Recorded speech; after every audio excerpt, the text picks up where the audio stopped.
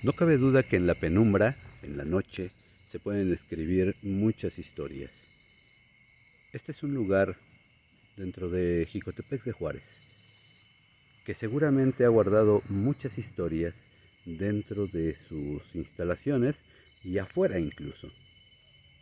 Este es un lugar que hace tiempo funcionó como hospital. Esa misma función dio por resultado que mucha gente viniera con dolores, con situaciones en donde su salud se podría perder, situaciones en donde lamentablemente se pudiera perder la vida. Y es precisamente ese umbral entre la vida y la muerte el que pudiese dejar